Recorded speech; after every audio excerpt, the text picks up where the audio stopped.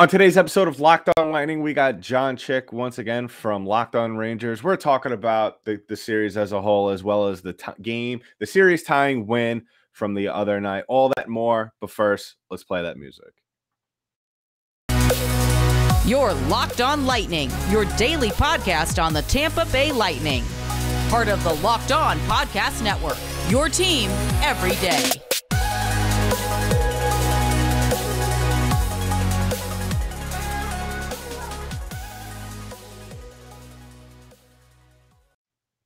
It's another crossover episode of Locked On Lightning and Locked On Rangers. And if you are listening and paying attention, we played our music from Locked On Lightning, so you know we're coming off a Lightning win. I'm Adam Danker of Locked On Lightning, and today joining me for the crossover is none other than host of Locked On Rangers, John Chik. Now, John, I have to ask you, how you feeling? You were up 2-0 in the series. And I have to say just this out of my own personal enjoyment, because a lot of your fans, Ranger fans, have taken the pleasure, I don't know if you've seen it or not, have taken the pleasure of reaching out to me, not only on Twitter, but as well as YouTube. And now that we're tied in the series, all I'm hearing is crickets. But how are you feeling though? Yeah, I mean, first of all, Adam, let me just say, I am absolutely shocked that one fan base would, give the other fan base a hard time after going up 2-0 here. But, be that as it may, I mean, look, it does feel like a little bit of a missed opportunity. Obviously, the Rangers are up 2-0, and they have an opportunity in Game 3 to really take this series by the throat, and they're up 2-0 in that game. Couple of power play goals, and it just wasn't meant to be. And with all that said, I still do feel good. This Ranger team has been very resilient all year. They've been excellent at Madison Square Garden in the playoffs. They got still with the home ice advantage. They're going home for Game 5, and they haven't been defeated in the playoffs at home since Game 1 against Pittsburgh, and even that took 3 overtime periods. So I'm still feeling good, but it is hard not to feel like, the Rangers didn't miss an opportunity, especially in Game 3 when they had that 2-goal lead. Now, granted, they're playing the Tampa Bay Lightning. A 2-goal lead is like nothing. But still, you had a chance to really, take the upper hand there. Just weren't able to do it. But, series on, we're kind of where I think I probably would have thought we would be at the start of this series. I think maybe I would have seen, a split in New York followed by a split in Tampa rather than the home team winning all 4 games. But be that as it may, we got a best of 3 here. And that's why we do this, man. It's always a ton of fun.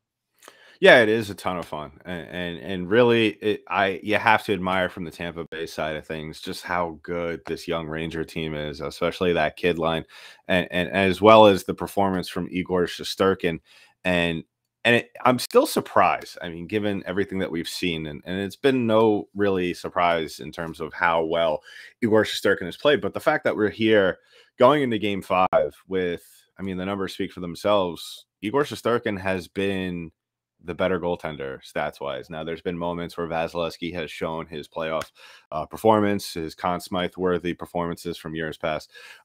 What has surprised you? I mean, you've watched this guy all season long, so there really shouldn't be any surprises, but has there been any surprises with Igor throughout this series? I mean, for me, at least, it's really just his ability to really weather the storm. And I think just from my perspective, that's because he's so young and he's still very much early on and premature into his NHL career. Do you feel any sort of surprise with Shesterkin?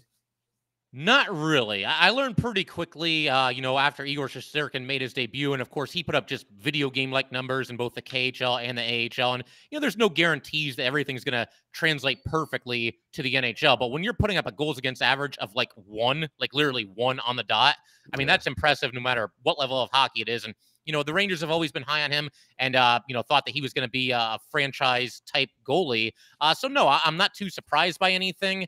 As far as this past game, Game 4, I wouldn't even I wouldn't say any of the goals on him. I mean, a couple of them maybe were stoppable, but when you look at the 3 goals that Tampa scored, not counting the empty netter at the end, all of them were the result of like second chance opportunities or Tampa just flat out outworking the Rangers. And that's one thing that was disappointing about this game for me is I thought there were just too many instances in this game where, unlike games 1 and 2, where I thought the Rangers were outworking Tampa kind of outworked the Rangers, and it led directly to goals in multiple instances there. So, again, I got no issue with anything that Igor Shesterkin has done in these last couple of games here.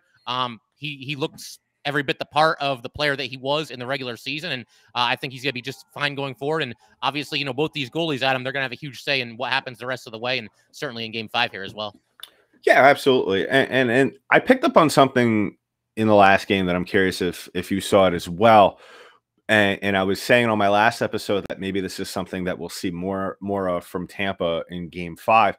Is a lot of the 3 of those 4 goals, obviously the 4th one being the empty netter, but 3 of those goals were all on Shesterkin's left side, on his catch and glove side. Do you think that has that been an issue at all this year with Shesterkin being a little bit weak on his left side?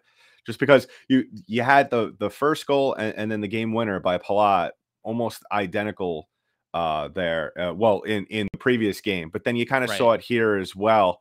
A little bit here and there. Has that something that you've seen throughout the season that's been a little bit of a point of concern for you? No, I don't think so. I haven't really noticed any glaring weakness as far as, a certain percentage of goals that he gives up being on this side or that side or top shelf or 5-hole or whatever it might be. But they did actually show a stat on ESPN last night, and it's something that I think subconsciously I was aware of, but hadn't really thought about it that much. And that is that Igor has now allowed, and there was at least one in last night's game. I believe it was the second goal by Kucherov. Igor's now allowed, I think it's 12 5-hole goals so far in this playoffs.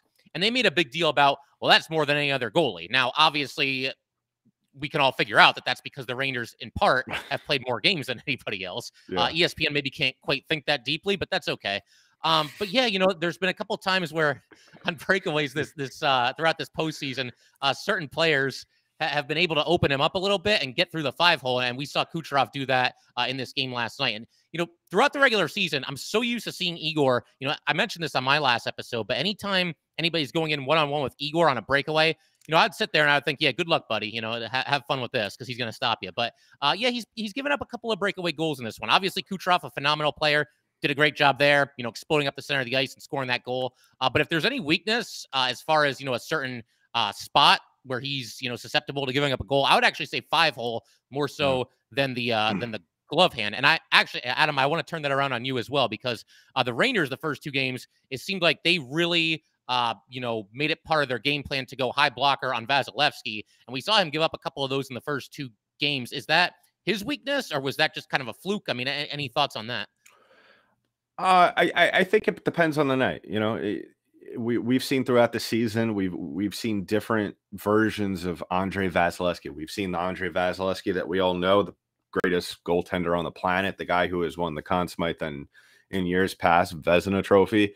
And then there's other nights where we see the Ondrej Vasilevsky that we saw early on in the Toronto Maple Leaf series, where he just doesn't look like he has it for whatever reason. I always like to equate it to the scene in Space Jam where all the NBA players get their talent sucked out. Nice. And it's more so kind of like that. But I don't think that's really something that has been a concern for us as Lightning fans and people that watch Ondrej Vasilevsky on a nightly basis. I just think it's one of those things where really the best way, and I've spoken about this pretty much almost in every playoff series, is that really what it comes down to is, and it doesn't matter where you shoot the puck on him.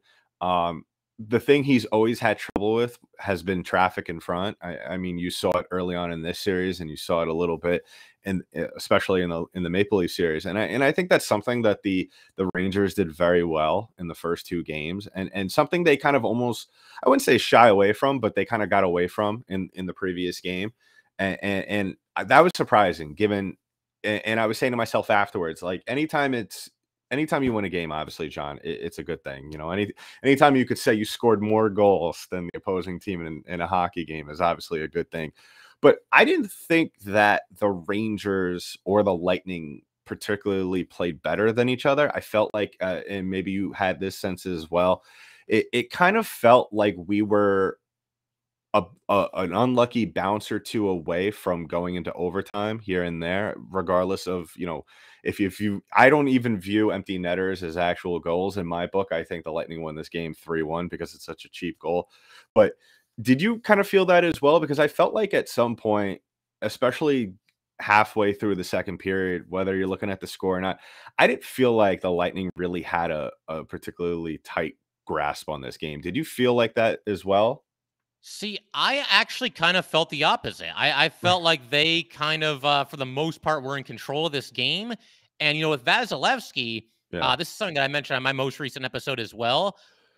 He ends up stopping 34 or 35 shots. And, you might hear that stat and say, oh, man, if you didn't see the game, you might think, oh, the Ondrej Vasilevsky show. He must have been staying on his head. And, granted, he made some really nice saves here and there. But this wasn't like an Ondrej Vasilevsky steals the show kind of a game. I didn't think, at least. I thought for the most part, Tampa did a really nice job defensively. And yeah, the Rangers had 35 shots on goal, but for me at least, it didn't really feel like it. I thought for the Rangers, it was kind of quantity over quality. There weren't a ton of dangerous scoring opportunities for the most part in this game. And of course, the Rangers still kind of scuffling to do much of anything 5v5. They haven't scored an even strength goal in either of these last two games. So that's an issue. And we'll see if maybe they, end up shuffling the deck a little bit, going with some different line combinations. And, obviously we'll see if Strome and Hedel can play in the next game as well. That's going to be huge either way for the Rangers.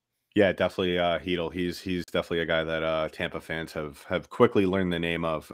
But yeah, definitely a good effort by both teams, especially Ondrej Vasilevsky. And I bet, even though Vazzy won't admit it, but I think he drank his Athletic Greens before the game, John. And he must have. And funny thing enough, they're one of our sponsors. So, and the best thing, anybody could take these, whether you're Ondrej Vasilevsky, whether you're Dylan Strome, whether you're Mikhail Sergachev, or you're Keandre Miller. It's lifestyle friendly, whether you eat keto, paleo, vegan, dairy free, gluten, or you eat nothing like Nathan McKinnon. This is the powder just for you. I drink it every morning before I have anything else because it's great for gut health. It feels like, to me, I get that sudden natural burst of energy with my first cup of the morning, and it supports better sleep quality and recovery, supports mental clarity. That's something you and I both need, especially with a lot of these late night playoff games. And the best part about it is that it costs you less than $3 a day. You're investing in your health, and it's cheaper than that cold brew habit. And to make it easy, Athletic Greens is going to give you a free 1-year supply of immune-supporting vitamin D and 5 free travel packs with your first purchase. All you have to do is go to athleticgreens.com/NHL Network. Again, that is athleticgreens.com/NHL Network to take ownership of your health and pick the ultimate daily nutritional insurance. So we'd like to thank, from Locked On New York Rangers as well as Locked On Lightning, we both like to thank you, John and I, for making us your first listen of the day, your first watch of the day if you're watching us on YouTube. And make sure and go ahead and follow and subscribe both shows on social media. Go ahead and follow the shows on our YouTube channels as well.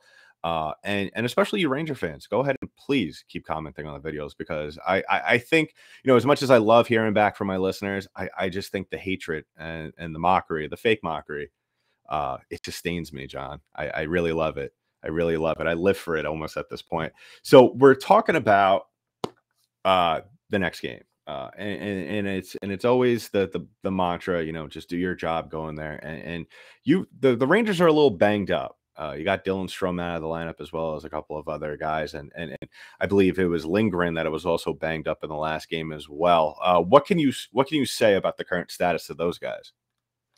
Well, with Lindgren, I mean, he's been banged up the entire playoffs, and, he's pretty much been playing hurt. It feels like every game he has to, not every game, but a lot of the games in the second and third rounds here, he's had to come out of, for at least a couple of minutes, and then he just kind of guts it out and goes back out there. I mean, the one game, he couldn't even put any weight on his one leg, and I think he only missed about 5 minutes, jumped back out there and seemed good to go.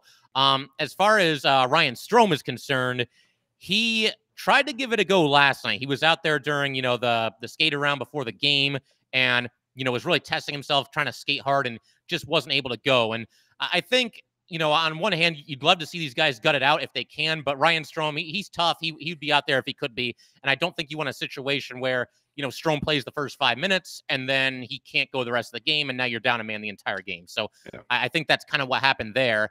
And then, Barclay Goodrow, he's been playing through an injury as well. And unfortunately, this one would really hurt the Rangers if Philip Hedel is not able to go in Game 5 and or the rest of the series, because as you've seen, Adam, you just mentioned a second ago that Tampa fans, general hockey fans, starting to know a little bit about Philip Hedel. He's been the sniper on that kid line throughout this playoff run here. So that would be a killer to not have him. If the Rangers have to go without Hedel and Ryan Strome, that's your third and second line center, respectively. Now, the good news for the Rangers is they've got some other guys they can plug into center. If you have to be without those guys, you could slide Andrew Kopp from right wing over to center. Barclay Goodrow, as you know, Adam, he's a Swiss Army knife. He can play any line, any position.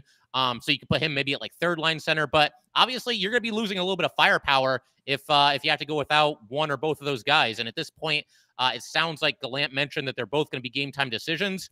Even if he did know whether they're going to play or not, I doubt very much that he would reveal that, because there's no benefit to tipping your hand to Tampa and allowing them to game plan, or, whatever it might be. But yeah, obviously at this point, if you're a Ranger fan, all you can do is basically just keep your fingers crossed that those two guys are going to be out there, or at least one of the two.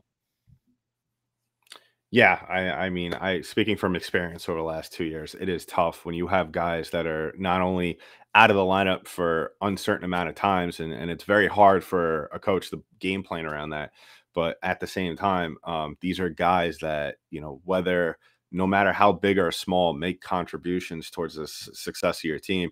And I could say the same thing. Obviously the big story surrounding the Lightning is Braden Point. Nobody knows what's going to happen with Braden Point. He may, if the Lightning do advance to the Stanley Cup final and play Colorado, he might be back. I've also heard some things, and maybe this might be just pure optimism from my point of view as well. And I kind of agree with this kind of train of thought.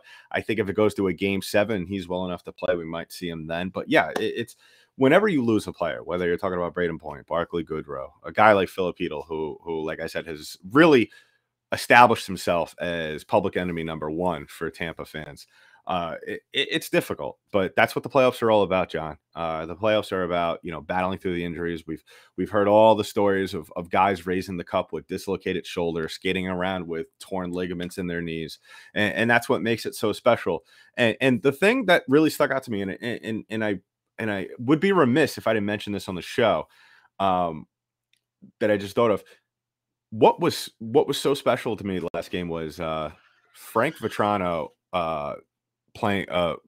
fighting against Brandon Hagel. And how surprised were you about those two guys dropping the gloves? Yeah, it's funny. I was actually just about to ask you the same thing, man. We got to talk about the fight night there. Not fight night, it was only one fight, but you get the idea. Yeah. Yeah, man. I mean, a little bit surprised. I mean, you could kind of see it coming, though. The play had been blown dead, and Hagel, not like a vicious cross check or anything, but he definitely put his stick into Vatrano's back a little bit. Vatrano took exception, kind of shoved him, and they're still kind of jawing and looking at each other, and nobody's backing down. And next thing you know, off come the gloves. It's a little surprising, but by that same token, I wouldn't say that I was like floored by it. Vatrano, he came over to the Rangers at the trade deadline. So I feel like in some ways, we're, as Ranger fans, we're all still kind of getting to know him a little bit. But, the regular season games that he played with the Rangers and the postseason as well, he is somebody that definitely plays a little bit of feistiness out there. He's not going to take any nonsense from anybody. I don't think he's somebody that necessarily goes looking for trouble, but probably won't shy away from it either. So, and at that point in the game, also, you're down 2-0, and, every now and then you need some kind of a spark, whatever it might be, a big hit, a fight, whatever it takes to get your team going a little bit. I think that's maybe what he was trying to do. Don't know how well it really worked, but, yeah, I mean, I wasn't completely shocked by it, but, kudos to Vatrano for doing what he's got to do there to try to get the Rangers rolling a little bit. How about you, man? Were you surprised to see the fight there? It kind of came out of nowhere. Yeah, I was surprised just because Hagel, his primary role, even though it really hasn't happened thus yet, he's had a little bit of a go of it since coming over from the Chicago Blackhawks, and all expectations of that after the Lightning gave up 2 very young players who are already have shown that they can play at the NHL level in Bo Kachuk and Taylor Radish. So bringing over Brandon Hagel to come over and just say, hey, don't worry about anything else. All you need to do is score. And then you goes ahead and he fights Frank Vatrano, who Lightning fans, we are very familiar with who Frank Vatrano is, playing for the Panthers, playing in the same division of last couple of years. So we know who he is. We know what he's capable of.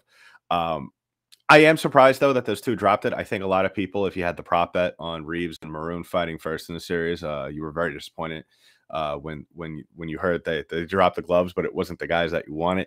But I think that really, you're right. It was Vatrano just trying to start things going for his team. And that sometimes that's all it takes. We've seen it here and there throughout the playoffs, not only from our respective teams, but we've seen over the years from teams. And sometimes that's what it takes to win a championship. But yeah, looking towards to game 5. Now, I think, at least in my mind, hopefully, just because so the Lightning could go out there, just play their game and focus. I think at this point in the series, we've gotten a lot of the big time physicality out of our system. And I think we're really going to start to see the nitty gritty hockey things. And what I mean by that is we're going to start seeing the games between the games. We're going to see the little things along the boards. We're going to see those kind of moments where, play behind the net, the neutral zone play, which has been a huge thing, a huge factor all series long. I think we're done with the physical play. I think both teams have figured it out. I think the refs have done a very good job of keeping both these teams in line. I think we're going to see somewhat of a high scoring game. I think we're going to see maybe a 4-3 game. We might see a 4-2 game, something around that. I think if you have the over under for 5.5, I think you definitely want to bet the over on this, John. What are you thinking about for game 5? Well, first of all, let me just kind of echo your sentiments there, Adam, because it's so easy and we've both done it. I mean, everybody who watches hockey has done it one time or another. But yeah, I think to your point there, I think the refs have done a pretty good job in this series, not letting things get out of control. It's the playoffs. It's the Eastern Conference Final. You're always going to get a little bit of chippiness, a little bit of extracurriculars after the play. But again, nothing like too wild where, that kind of stuff is overshadowing the actual hockey game. So props to the refs, Yeah. excuse me, for maintaining control throughout this series, at least so far. And, let's let everybody know about Built Bar, and then I'll come back to game 5 here, and I'll kind of give you my thoughts there as far as how this one might shake out. But we definitely got to let everybody know about Built Bar. Do you love a chewy, chocolatey brownie? What about a caramel brownie with caramel swirled on top? So good. What if I told you that you can have all that chewy, chocolatey deliciousness plus 17 grams of protein? You are in luck because caramel brownie bars are available at built.com right now, and you got to act fast because they are a fan favorite. Forget about dessert. These are better than dessert. And the best part, caramel brownie bars are covered in 100% real chocolate. With Built, you don't have to sacrifice tasty for healthy. You can have both. And all of Built's bars, there we go, are made with collagen protein, which your body absorbs more efficiently and provides tons of health benefits. With Built, tasty is the new healthy. Go to Built.com to get your box of caramel brownie bars right now. Go to Built.com, use promo code LOCKED15, and get 15% off your order. Use promo code LOCKED15 for 15% off at Built.com. And yeah, Adam, I think game 5, you kind of hit the nail on the head there, man. I mean, I suppose there would still be some physicality. I don't think we're going to see anybody drop the gloves. We talked about this when we did our post-game show after game 1. If there's going to be feistiness and fights in a playoff series, especially as you get deeper into the playoffs, usually earlier in the series is when it's going to happen, games 2 and 3 maybe, and in this case, game 4. But at this point, you can't risk taking an instigator penalty or something stupid and putting your team in a bad situation and, maybe having your team shorthanded and giving up a goal that costs you the series and your season. So I don't think we're going to see any more gloves being dropped. If it does happen, maybe in the first couple minutes of game 5, but I wouldn't even bet on that. I think this is kind of we're at a spot in this series where these players are going to play hockey and they're just going to let, the team that plays better end up winning this series. I don't think this has been like an overly nasty series. So I think at this point, they're just going to go out there and do what they do. And, may the best team win kind of a thing. And as far as it being a high scoring game, I had 3-2 Rangers. I could see maybe 4-3. But it's just with those two goalies, man, it's hard for me to bet on them giving up a ton of goals. You know how it is. So I would say probably we're looking at 3-2 Rangers. Could be one of those games where, the Rangers go up 2-0.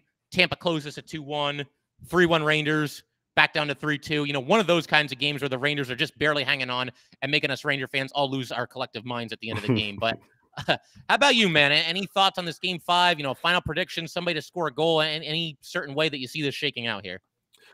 Really what I'm looking for from this game, and I think the rest of the series, is because it seems at certain times that the Lightning get away from what they're good at. I've spoken about it before with you as well as just on the show in general. And I think that the Lightning, especially from game 4, have realized that they need to do a better job of populating the area in front of Igor Shesterkin, whether it results in goals or not. They know that for any goaltender, that will give them fits, especially early on. You gotta create high levels of traffic while just throwing the puck on net and kind of let it self ping pong around. The Lightning have done a good job most times throughout this playoff run of doing that to opposing goaltenders. But I have to say though, they have not faced a goaltender this good as Igor Shesterkin is, and so that definitely there lies the challenge. I think that we're gonna see Nikita Kucherov kind of just do his thing once again. Just kind of hold on to the puck, just kind of see who's open and last minute either shoot or pass. I would prefer that he shoots that puck a little bit early on. I would expect that you're going to see a lot more involvement out of the blue line. They did a better job in games 3 and 4, but I think we're definitely going to see a lot more involvement out of guys like Eric Chernak and Jan Ruda and those names. I mean, we've seen Victor Hedman. He's involved almost on every single play, especially when this team sets up.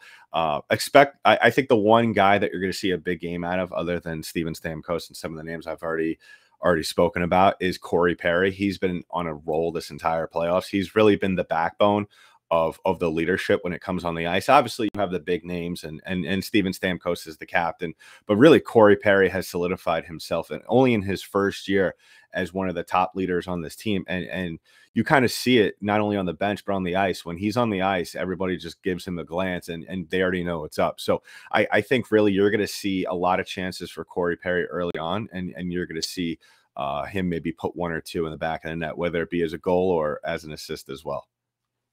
Fair enough. And it's funny, I was actually going to ask you, there's one final question that I wanted to get to here, and it's actually one of my favorite questions to ask, anytime we do these crossover episodes, whether it's with you or one of the other awesome Locked On hosts out there. But I always like to ask people if there's like a certain unsung hero, for their team's season. And, obviously we're in the playoffs here, Adam. Is there anybody in game 3 and 4 for you on Tampa that really kind of stood out that maybe isn't getting, as much attention as perhaps he should?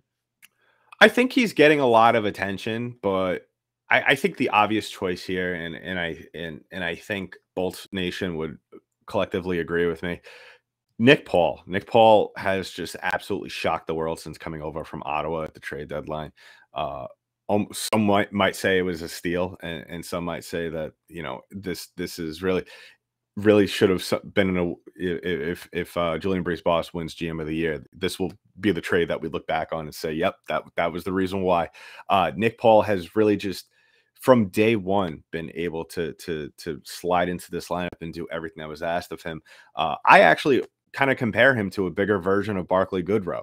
Obviously, there's been a lot of talk this season about possibly replicating the production of that third line that Tampa had over the last 3 years. And we all know, John, especially you and I, that it is very hard, especially at the high level that those 3 guys played at the last 2 years. That's almost next to impossible. But Nick Paul has done a fantastic job at times, really almost playing to all the strengths of all those guys that you saw on that team last year. And he's really, especially alongside Ross Colton, has done a fantastic job on that third line.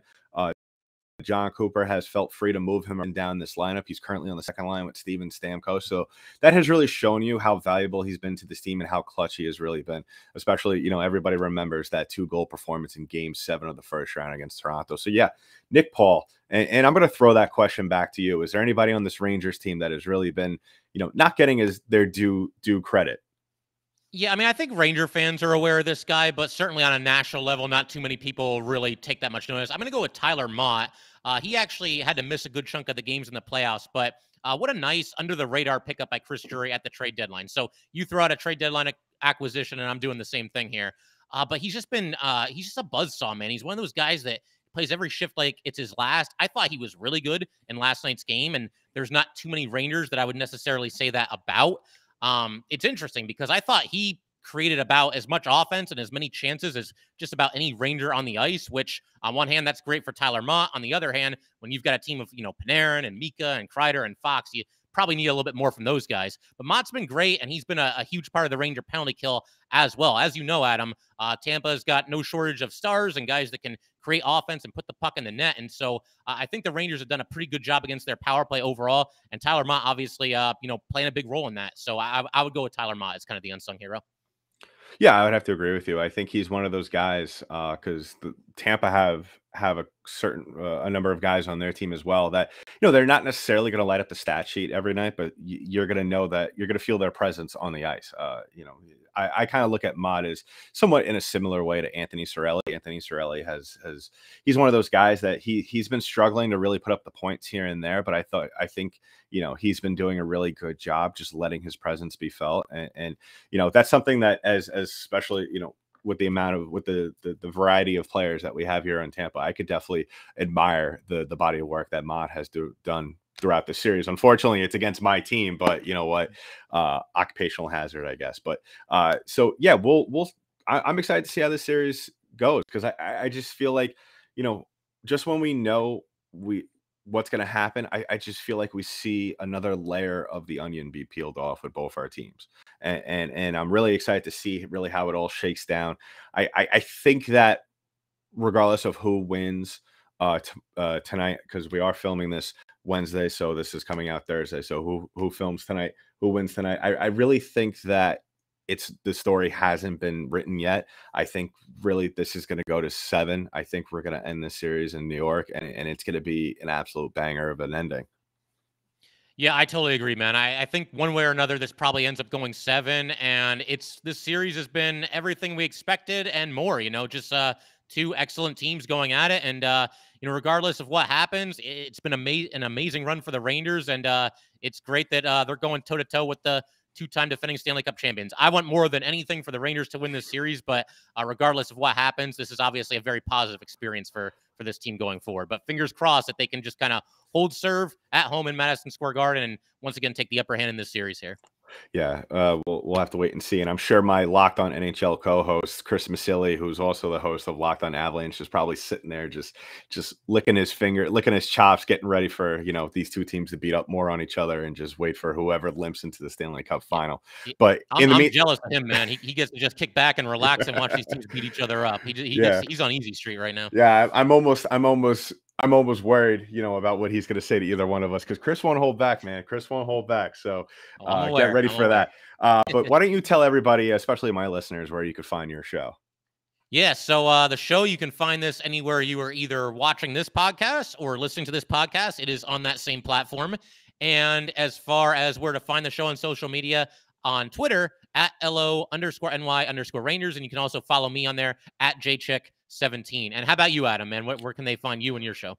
You can find the show anywhere if it's on audio, anywhere audio platforms are distributed. And if you're watching us, please go ahead and follow us and subscribe to the show on YouTube and give the show a follow on our social media platforms at LO_Lightning on Twitter, as well as LockedOn_Lightning on Instagram. You can follow me at Danky Dank, DENKYD8NK.